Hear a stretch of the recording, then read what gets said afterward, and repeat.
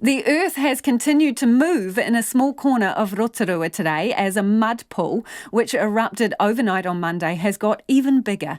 Yesterday I spoke to Susan Gedger, whose home was the Mead Street property in Whakarewarewa, where hot mud and steam started flying out of her backyard at about 2 a.m. it was.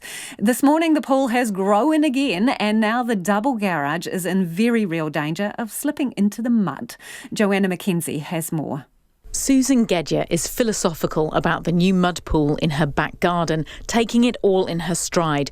But even she was startled this morning when she returned home to finish packing and find the cat. It was a bit of a reality this morning when we realised how much the shed had moved, and it was probably only, like half a metre away from leaning on a huge big power pole that had electricity and phone lines on it. And if the shed leaned on it any more, because it's right on the bank where the mud's giving way, it would have come down and probably fallen on the house. The power has been cut to the property and gas bottles have been removed. She says it was frightening to see how much had changed overnight. There had been quite a bit more come away, like the whole corner of the big double garage that's on the bank. It's like there's a big hole underneath that, so it's kind of a matter of time before that just will probably end up down the bank.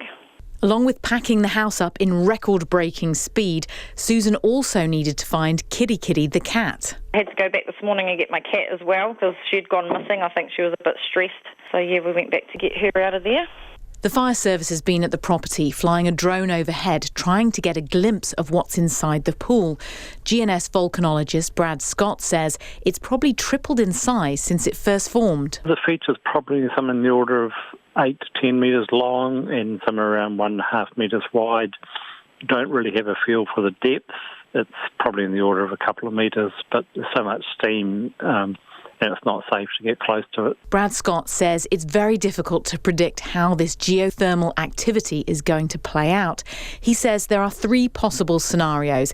It'll disappear, stay the same size, or grow bigger. Up until now, I would have said it will probably just hang around for a day or two and go away.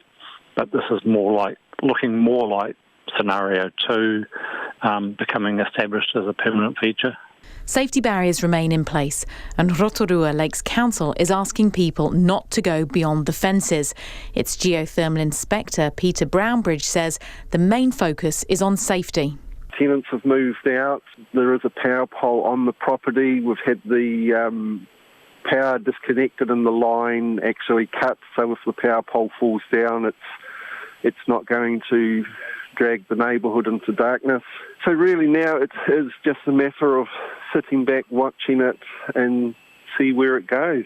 Photos and measurements have been taken of the mud pool tonight, and those will be checked in the morning to see if it's grown any bigger. Mō te hōtaka o te ahi pōnei, ko Joanna Mackenzie tēnei.